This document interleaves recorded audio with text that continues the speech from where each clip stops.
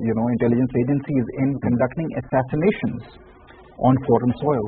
If they can be as blatant to do these and conduct these heinous activities in the West, in countries like Canada, countries like the US, which is one of their main partners. We're going to include Ambassador Jamil Khan with us over here. Ambassador, you've heard what we've been talking about, the SCO that we're talking about today, and Pakistan has reaffirmed its commitment to fighting terrorism at the SCO. How do you assess the diplomatic stance of Pakistan and significance of India standing isolated at such a huge forum?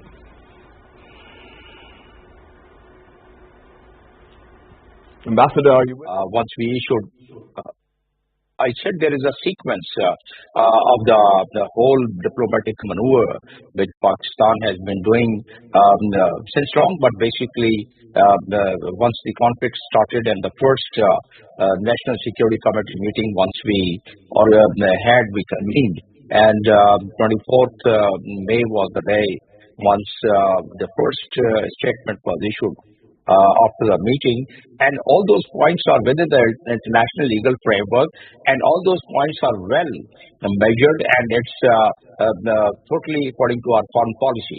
So from there, we established a narrative, and the Prime Minister, even in his speech later on, said that, okay, Pahalgam, that was the main triggering point, and then we said, okay, independent investigation, everyone. So that narrative was carried. And then, accordingly, once we talked about the Inter-Supporter Treaty, and that is there in the joint statement issued after the National Security Committee meeting, that is also within that national framework, because the upper riparian and the lower riparian, there are a whole lot of international law, and there is the United Nations Security Council resolutions also on it, and the charter. So our narrative was well structured and well within the framework of the national legal system, and then it was well articulated by all our political as well as our diplomatic setup and the leadership. So that was carried out, and we're talking now about the SCO. SCO is a sequence of that. India tried its same narrative of the alleging Pakistan as a terrorist, terrorism, the country which has its some of the bases, the infrastructure, and terrorism emanating from Pakistan, Pahalgam, all these allegations. Mr. Rajnath started narrating that in his speech, and this is the reason he didn't even sign the SCO. I don't seem to remember that ever since SCO was formed in 2001. That ever it was the joint statement could not be issued because one of the members somehow the charter of the Security Council, the Shanghai Cooperation Organization, it doesn't dilate upon completely as to what happens if one member doesn't sign, but it has mentioned a couple of places in the charter that it has all the decision has to be consensus, and consensus then that is taken that as if all the member states, that's the 10 member states of the Shanghai Cooperation Organization have to sign, and that's why it was not issued. That doesn't matter. Basically, the world, our narrative has been echoed from this platform. Also, the entire world has heard it, and that is inconsistency with what we have been showing right from the very beginning. Once India started the aggression on the 7th, 8th, 9th, and 7th and 8th of May on Pakistan, and the allegation from 22nd April onward. So the platform of 10 countries, China, Russia, and there could be another country, they could have objected that they could have sided with India, but none of the countries sided with India. So that means it was isolation. And again, if we correlate that with what maneuvering which we've been having, or what advocacy what we've been having by sending our parliamentary delegation under the leadership of Bilawal Bhutto Zardari, that also had a success. And why they had a success? One, that they articulated it quite well this time. Not that all the time these people, they articulated well, but this time they really articulated it quite well. What are the consequences of repeated non-cooperation of the Indians, the non-cooperative behavior that prevails in every single forum we see against Pakistan and whoever is siding with Pakistan? No, well, there's only one recourse available. There are about more than 13 Security Council resolutions, which are the international law, which is part of the international law.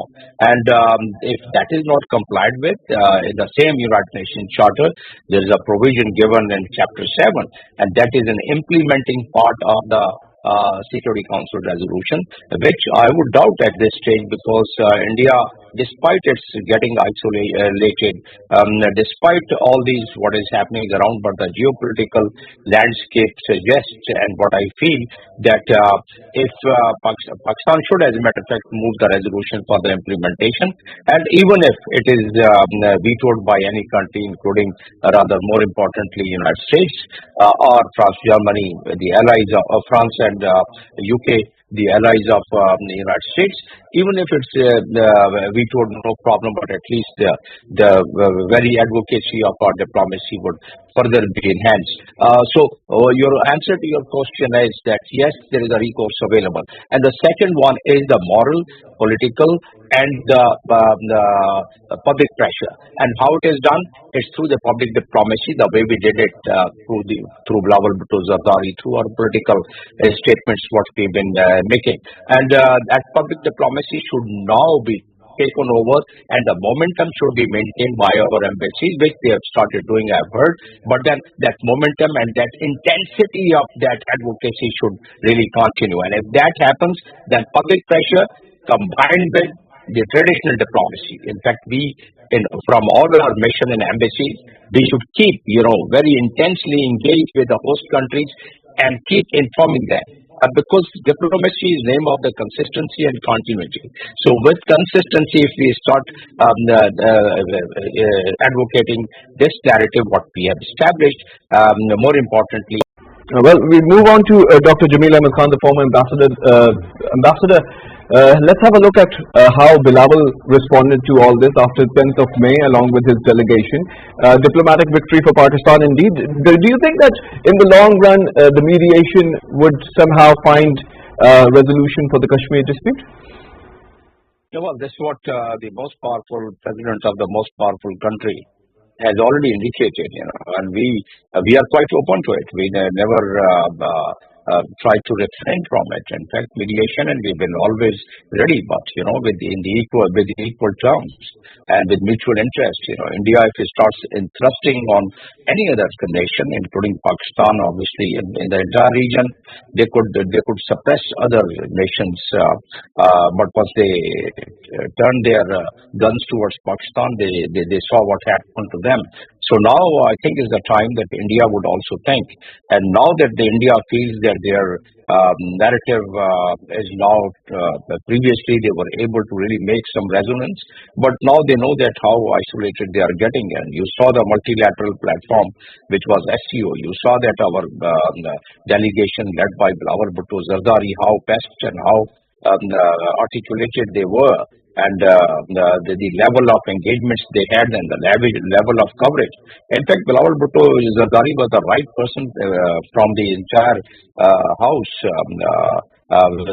If you see, because he has been living abroad for whatever reasons, and he understands, he has the legacy from his grandfather and from his mother, and his own grooming. I've seen him personally while he was a young person of 20-23 years, while I was posted in UAE.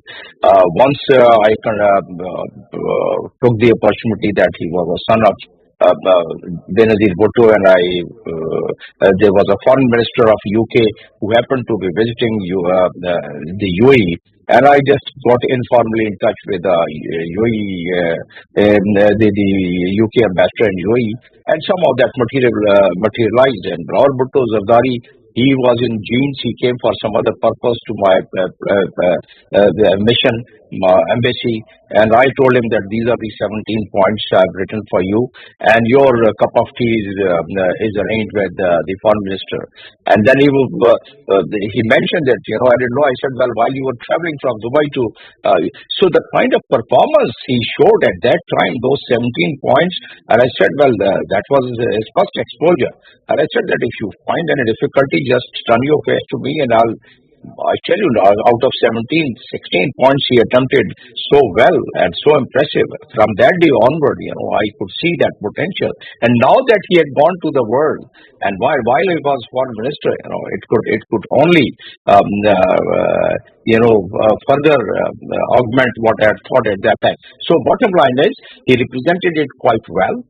He had that potential while he was studying, and later on he proved that once he became as a foreign minister, and now once he led that delegation the way he is articulated, whether it was the Indus Water Treaty or the Kashmir matter or the aggression of India, or what had happened on the 7th and 6th, 7th and 8th. So on all these points, see the kind of change in attitude in some of the countries where Pakistani passport was not that valued. Now our people, once they are going there, they see the change of attitude in so many countries, because now they have seen, one, that our diplomatic approach, and two, that our kinetic strength which we showed, and with what maturity we showed, and that all was articulated. As I was saying in the earlier segment, part of the discussion, that we now need to really keep this momentum. A leader of the caliber of Bilawal Bhutto has done his job, right? We can't really keep sending him every day, everywhere. So all our mission and our ambassadors are quite capable and competent to handle that. They should be provided all the right materials and the right mechanism for the feedback to the Foreign Office. For example, one of the mechanisms is for the public diplomacy, that whatever our embassies and missions are doing, the press coverage clipping should be sent to the Foreign Office on daily basis as to how we are further augmenting the same narrative and what we have been telling to the world. We are deployed in all the 193 countries, our physical mission, or we are accredited. So we are presented everywhere. So the world opinion is very important now, because now this is the time. Once India is under pressure, they know that what their narrative is, and subsequently what we can see at various platforms, what we can notice with some of the statements from the White House and some of the statements from the State Department, see the change. And we should be able to, the way we are presenting our matter. You see, in the past also they tried.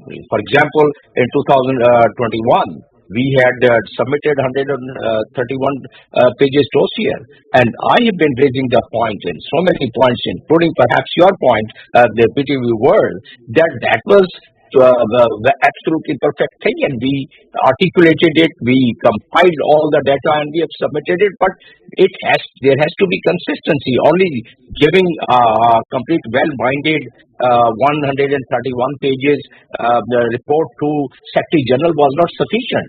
It had to be then further supported by human rights reports, by Amnesty International report, by Secretary General report, what we are discussing here, pellet guns, and what we are discussing here about Kashmir, what we are discussing about the violation by India about the international law, all these things are already been reported by Human Rights Council. Commissioner of one-pages report. Perhaps we did not, rather I'm sure we did not really maintain the momentum of it, and we did not do the way this time the government has done, because we can see the consistency. We can see the consistency from the day one and post Pahalgam. I'm just talking about post Pahalgam, whatever was happening, whatever India was trying to do, every time we were able to successfully bring our counter narrative, which was transparent, which was based on the facts, and that was really quite accepted in the world, as we can see. And one of the proof of that, what we are saying, is that at Pulwama time, we had some criticism, some of the members of the United Nations, but this time you would not see any criticism from any country except India. So that is by itself a testimony of what argument I have made for your viewer. So if we continue with that, and then do not resort to the way that we've been doing it, that one report and then we just sit tight in the offices that, okay, we have done our job. as I was saying, that the foreign policy, if you want to propel that, if you want to really make sure that the world knows about what you know and what you want to really let the world know, and what are the issues which is confronting a region which is between the two nuclear neighbors, and what consequences it has, the way it has been done this time, then in that case, yes, the world is they gets conscious of it, and then you start getting the response accordingly. So that is how we are done. Who doesn't know that there is a whole, very volumetric report available with United Nations? That's the Secretary General report, which our permanent representative Ambassador Asim Iftikhar is presented yesterday. That look, the way Indians, what they are doing, while he was describing about in his deliberation yesterday, and what he was describing in the Security Council 15-member committee. Taking from that, Ambassador, we will talk about